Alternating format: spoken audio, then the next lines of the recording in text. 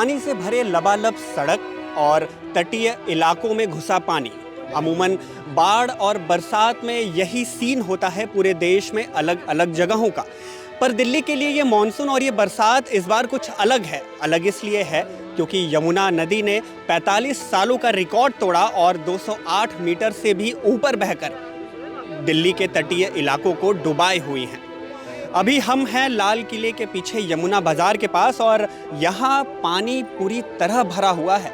जनजीवन पूरी तरह अस्त व्यस्त है। हालत ये है कि रिहायशी इलाकों में नाव तक चलाए जा रहे हैं। खैर, दिन में क्या कुछ माहौल होता है ये आप सब ने सोशल मीडिया और हर जगह देखा है, पर बात रात की है क्योंकि रात में सच्चाई दिखती है। रात में वो प्रकाश छुप जाते हैं जो सच्चाई को ढक देते हैं और इसी सच्चाई और इसी चीज़ को दिखाने हम रात के अंधेरे में आए हैं। और क्योंकि अब सच्चाई दिखानी है तो सच तरीके से दिखानी होगी।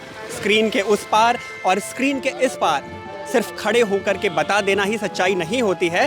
सच्चाई बताने के लिए हमें उस माहौल में भी जाना पड़ेगा जिसमें लोग आज जूझ रहे हैं। खैर, बाढ़ के इस इलाकों में क्या कुछ माहौल है सब बताएंगे। कैमरामैन से आग्रह करूँगा आगे आ जाए। नाव लगातार यहाँ चल रही है। अभी जो जल स्तर है वो मेरे घुटनों से भी नीचे का है क्योंकि ये इलाका वो है जहाँ आए दिन जाम लगे रहते हैं। पर जैसे जैसे हम रिहायशी इलाके की तरफ बढ़ते जाएंगे पानी का स्तर भी उतना ही बढ़ता जाएगा। तो आप उम्मीद करें यहाँ से करीब 200 मीटर बाद जिन लोगों के मकान हैं उनकी क्या हालत होगी। तो अभी हम जहाँ खड़े हैं ये वो चौराहा है जहाँ गाड़ियों का जाम लगा करता था, लेकिन आज हालत ये है कि यहाँ हमारे घुटनों तक पानी भरा है। इस पानी में लोग जहाँ परेशान हैं तो वहीं कुछ लोग हैं जो उन्हें बचाने की भी कोशिश कर रहे हैं। ऐसे कुछ लोग यहाँ मौजूद हैं, हम उनसे बात भी करेंगे। सर, क्या नाम है आपका? मेरा सुमित शर्मा। सुमित जी, कब से चल रहा है ये बचाने का प्रयास? भाई 2 दिन से चल रहा है, कम से कम 2 दिन से प्रयास चल रहा है। 2 दिन से हम सबको निकाल रहे हैं वहाँ से। अभी गायों को भी निकाला है, 12-13 गायें थी उनको फंसाए हैं। 3 गाय मर चुकी है पर उनको भी बाहर निकाल दिया है। लोग तो सारे निकल चुके हैं, सारे के सारे सब जितने बाहर आ चुके हैं। बस यही अब जो पुल के पास रह रहे हैं लोग उनको निकाल रहे हैं। जिनकी गाड़ियाँ फंसी है उनकी गाड़ियाँ भी निकाल रहे हैं। किस तरह के लोग इधर रहते हैं? काम करने वाले हैं, ऑफिस? सारे झुग्गी जो मतलब लोग होते हैं वो वही रहते हैं। जिनकी दुकानें चल रही थी वो सब बेघर हो चुके हैं। सारे पुल पे सो रहे हैं इस टाइम। पिछले कितने सालों से ये स्थिति दिल्ली में आप देख रहे हैं? 78 में देखी थी ऐसी स्थिति, उसके बाद तो नहीं देखी कभी भी। मेरे पिताजी ने बताया था ऐसी बाढ़ 78 में आई थी, उसके बाद कभी नहीं आई। 2013 में आई थी तो वो भी पीछे पुल तक छू के चली गई थी। पर जो अभी इस टाइम है, दिन में पानी मेरे यहाँ तक आ रहा था, पैरों तक, अब मेरे घुटनों तक आ रहा है। तो इस तरह से जल स्तर तो बढ़ता ही जा रहा है। सुबह तक भी बढ़ेगा ही, कम नहीं होगा। अब तक कितने लोगों को आप लोग रेस्क्यू कर चुके हैं? कम से कम 150। पीछे कुछ दुकानें हैं, कोई टूर एंड ट्रेवल्स का है, कोई टिकट बुकिंग की है, कुछ किताबों की हैं, कुछ धर्मशाला की है, कुछ चाय की टपरी है, तो कुछ किताबों के साथ नॉर्मल स्टेशनरी की दुकानें। ये दुकानें बताती हैं कि इन इलाकों में किन किन तरह के लोग रहते हैं, ये इलाका कितना रिहायशी है। पर आज ये पूरा इलाका सुनसान और वीरान है। कारण है यमुना का बढ़ता जल स्तर। यमुना के बढ़ते जल स्तर के कारण यहाँ के लोग पूरी तरह से जा चुके हैं और ये पूरा इलाका आज सुनसान पड़ा है। लगातार जल स्तर बढ़ता जा रहा है और जो लोग तटीय इलाकों के बिल्कुल करीब थे सबसे पहले वो गए और उनके बाद अब धीरे धीरे लोग आगे की तरफ से चलते जा रहे हैं। रात काफ़ी ज़्यादा हो गई। अंधेरा इतना था कि हम उन इलाकों में, उन जगहों तक नहीं जा पाए जहां पर पानी घर के एक तल्ले तक भर चुका है। लेकिन लोग जो उन इलाकों में रहते थे वो अब भी सूखे जगह पर हैं, बेघर हैं, परेशान हैं, समस्याएं हैं, लेकिन उन समस्याओं का समाधान नहीं है। एक ऐसे ही शख्स यहाँ है हमारे साथ जो उसी बाढ़ प्रभावित इलाके में रहते थे, लेकिन अब वो दर दर की ठोकरें खा रहे हैं। क्या नाम है आपका? गंगा सागर सर। क्या करते हैं? रिक्शा चलाता हूँ सर। इन्हीं इलाकों में रहते हैं? हाँ, यहीं पे रहता हूँ, जमुना बाजार हनुमान मंदिर पे। हनुमान मंदिर इधर है, जमुना बाजार जहाँ पे आप खड़े थे उसी जगह रहता हूँ सर। जो चाय की पूरा घर डूब चुका है आपका? हाँ जी सर, गरीब इंसान हूँ, रिक्शा चलाता हूँ। अब तो कोई कमाई नहीं, जो चलाऊँगा जो अपने बच्चों का पेट पाल लूँगा। 3 साल से मेरा पता है एक्सीडेंट हो गया, मेरी हड्डी टूट गई यहाँ की, तो मैं अपने घर से ही पैसा लगा के इलाज करवाया, फिर क्या बोलते हैं थोड़ा बहुत सही हुआ, अब रिक्शा चलाने लगा। घर अपना है? घर अपना है। अपना क्या बोलते हैं, अपना ही है वैसे। क्या क्या रखा है घर किराए में? पे रह रखे थे, आप अपना है। घर में क्या क्या रखा है? घर में क्या है, कुछ भी नहीं है, खाली घर है। घुस गया पानी पूरा? हाँ, सब खत्म? खत्म ही है समझ लो, और है ही क्या।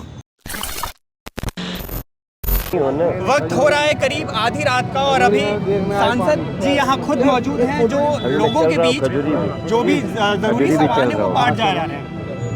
12:30 बज रहे, 12 बज रहे, आधी रात हो गई, सेवा में लगे हुए हैं। देखो इस समय तो संकट आया है और इस संकट में हम अपनी लोकसभा के सभी कार्यकर्ताओं के साथ, हमारे जो पार्षद हैं, हमारे विधायक हैं, हमारे जो पदाधिकारी हैं, उनके साथ हम लोग इंसानियत की सेवा कर रहे हैं। ये बाईं तरफ इसमें काफ़ी लोग रहते थे, झुग्गियाँ थीं।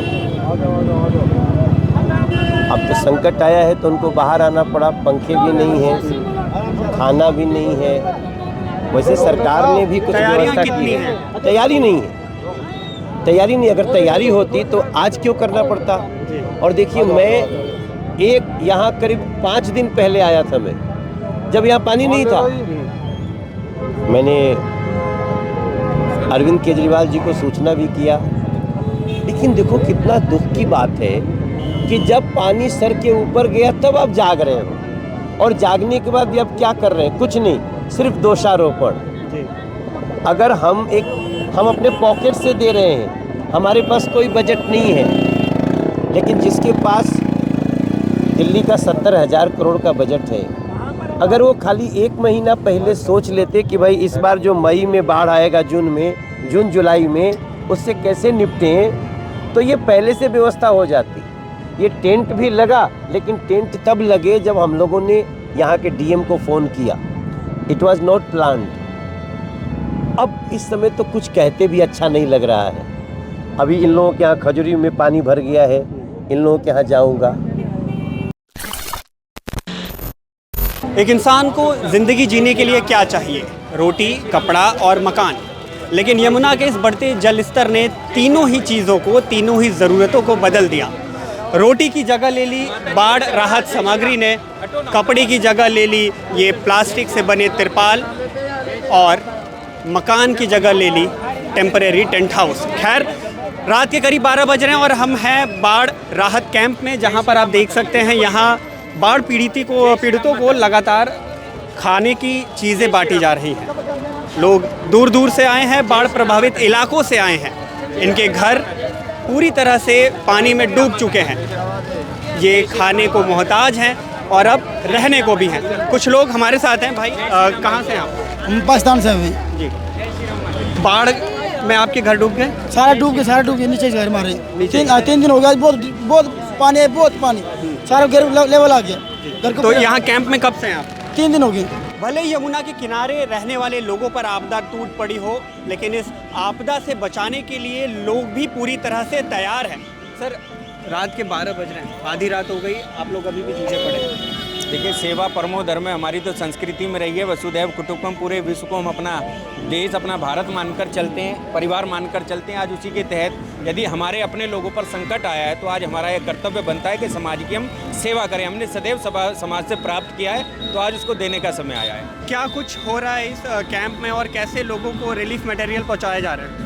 देखिए, हम तो अपनी तरफ से ही कर रहे हैं, जो सरकार कर रही होंगी वो अगर सरकारें कर पाती तो शायद आज इतनी भीड़, हम लोग जब बांट रहे तो शायद इतनी भीड़ नहीं होती। इस भीड़ से अंदाजा लगाया जा सकता है कि सरकार, दिल्ली सरकार कहीं फेलियर है, तब जाकर हम लोगों की आवश्यकताएं पड़े, हम जैसे समाज सेवी सड़कों पर उतरे हैं। तो समाज सेवी के साथ डॉक्टर्स भी इस कैंप में आ रहे हैं। डॉक्टर साहब जी, क्या तैयारी है और कैंप में आपने जायजा लिया, क्या कुछ लगा, मेडिकल इनकी ज़रूरतें हैं? 3 दिन पहले जब बाढ़ आने का अंदेशा था तो हम लोग विजिट करके गए थे यहाँ पे। हमारी नेशनल मेडिकल ऑर्गेनाइजेशन है, वो इसमें कार्य करती रहती है समय समय पर। तो सबसे बड़ी बात यहाँ प्रॉब्लम आई कि सबको कंजक्टिवाइटिस की प्रॉब्लम हो गई, तो उनको कल आई ड्रॉप्स उपलब्ध कराए 150। फिर यहाँ मच्छर बहुत हैं, मच्छर इन्होंने कहा जी मच्छर के लिए कुछ हो, तो 200-300 ओडोमॉस उनको उपलब्ध कराए गए। तो छोटी छोटी समस्या जो आती रहती है, तो लोग हमसे जुड़े हैं, ये बताते रहते हैं कि क्या क्या समस्या आ रही है। अब जैसे खाने का है, भोजन सरकार दे रही है, थोड़ा बहुत उपलब्ध करा रही है, लेकिन वो शायद पर्याप्त नहीं हो पाता है। तो एक्स्ट्रा समय पे मॉर्निंग में चाय वगैरह, बिस्किट वगैरह, और आप भुवनेश जी के माध्यम से ये मैगी के पैकेट्स आए ताकि 2 मिनट में रेडी हो जाते हैं। कोई छोटे मोटे बच्चों को कुछ प्रेग्नेंट लेडीज भी यहाँ पर हैं? जी, मेरी वाइफ हैं डॉक्टर संगीता चौधरी, मेरे साथ आई हैं।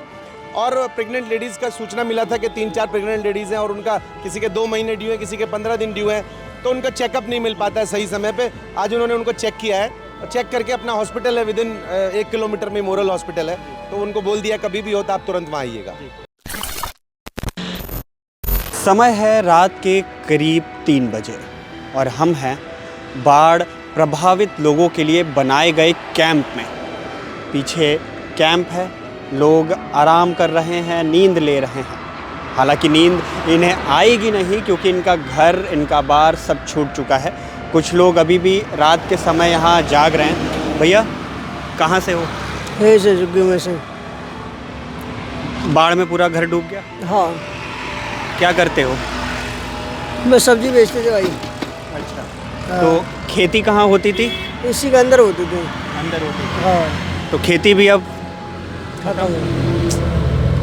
हर बार का ये है या इस बार जो यमुना का जलस्तर रिकॉर्ड से भी ज़्यादा हुआ? हाँ, इस बार कुछ ज़्यादा ही है, इस बार ज़्यादा है। तो यहाँ कैंप में आपका जीवन कैसे चल रहा होता है? खाना पीना कैसे करते हैं? अब क्या करें, मजबूरी है, बस ऐसे ही। कैसे खाना पीना कैसे बन रहा होता है? कभी आ जाता है, कभी कभी नहीं आता है, कभी पानी भी टैंकर आ जाता है।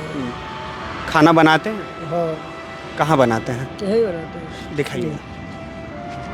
तो बाढ़ की वजह से कभी जो राहत सामग्री आती है ये उससे भी अपना काम चलाते हैं, तो कभी खुद भी बनाने की कोशिश करते हैं।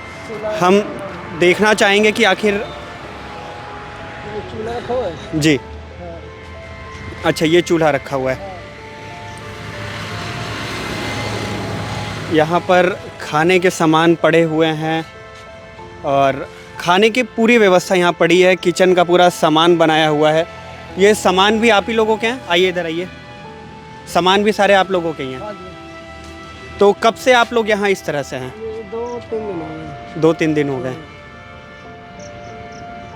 बारिश होती होगी तो दिक्कत? तो दिक्कत ही है जी। सबसे ज़्यादा दिक्कत बारिश होती है तभी दिक्कत होती है। क्या वो छाया नहीं जो है सामने। परिवार के साथ रहते हैं? हाँ, परिवार के साथ है। कौन कौन है परिवार में? परिवार में 2 भाई हैं और मम्मी पापा है। कमाने वाले? कमाने वाले 2 हैं। 2 हैं। तो बाकी लोगों का रोजगार चल रहा है? ऐसे ही चल रहा है, क्या चलेगा, जो मिल गया। सब्जी का काम है, अभी तो सब्जी इतनी महंगी हो रही है, सब्जी महंगी होने के बाद बचता नहीं है कुछ, और माल थोड़ा महंगा बनता रहता तो बच भी जाता है। अभी काम धंधा भी नहीं मिलता है ऐसे टाइम पे, तो बारिश के टाइम में वैसे काम धंधा नहीं। तो राहत इस कैंप में, बाढ़ राहत कैंप में दिन कैसे बीत रहे हैं आपके? सही, अब गर्मी है थोड़ी, सर्दी गर्मी है थोड़ी, राहत भी। अब क्या करें, इंतज़ार है पानी कम होने का? हाँ जी, ज़िंदगी पटरी पे लौटेगी? देखो लौट जाए तो बढ़िया बात है जी। बहुत लोग परेशान हैं अभी नहीं। सरकार की तरफ से कुछ आपको सुविधाएं मिल रही हैं? हाँ जी, मिल रही है। मिल रही हैं। हाँ जी, शाम को खाना आया था, पानी के टैंकर भी आए थे। हाँ, कभी कभी आते कभी कभी नहीं आते, पर दे रहे हैं अभी। या नहीं है किसी को गलत बोलो है कि नहीं दे रहे हैं, मिल रहे हैं। तो मिल रहे हैं। तो बाढ़ और बारिश का सितम केवल इंसानों पर नहीं बल्कि जानवरों पर भी है। पीछे कुछ ऊँट है जिन्हें बाढ़ के चलते इस राहत कैंप में ही लाया गया है। आसपास के लोग जो इन ऊँटों से अपना रोज़गार करते हैं, कारोबार चलाते हैं, उन्हें भी तकलीफ़ हुई और तकलीफ़ इन्हें भी है। इतना ही नहीं बल्कि यहाँ एक घोड़ा भी है जिसे यहाँ इस रिलीफ कैंप में ही रखा गया है, और कुछ लोग भी हैं। हम उनसे भी बात करेंगे और जानने की कोशिश करेंगे कि कब से यहाँ लोग हैं और लोगों के साथ इन जानवरों को कब से यहाँ रखा गया और उन्हें कितनी ज़्यादा दिक्कतें हो रही हैं। भैया आप लोग कब से यहाँ पर हैं? भैया हम तो यहीं रहते हैं हमेशा शुरू से ही रहते हैं? हाँ जी। तो रिलीफ कैंप जो यहाँ लगा है, लगभग कितने लोग होंगे यहाँ? यहाँ पर भैया 200 से ऊपर आदमी है जी, 200 से ऊपर। हाँ, 200 और सारे आसपास के इलाकों के हैं? सारे हमारे यहीं के इलाके के हैं। मैं देख रहा हूँ यहाँ जानवर भी रखे हैं और मुझे जानवर। पता चला कि कुछ जानवर बह भी गए, कुछ ऐसा हुआ? 3 जानवर भेज चुके हैं, कैमल जी। और बाकी सेपरेट 2 भैंसें भी वही हैं। रेस्क्यू नहीं हो पाया उनका? नहीं, अभी सुनिए, आज टीम आई थी, वो कह रहे कल रेस्क्यू करेंगे उनका। कल करेंगे। हम्म। आसपास के इलाके में कितनी ज़्यादा समस्याएं हैं? भैया समस्या तो सबका घर तहस नहस हो चुका है, किसी का कोई ठिकाना नहीं है, सब ऊपर ही आए हुए हैं, बस जो ऊपर से मिल रहा है वही खा पी रहे हैं अपना, और कुछ नहीं है इनके पास। सामान जो भी था इनका सब बह गया।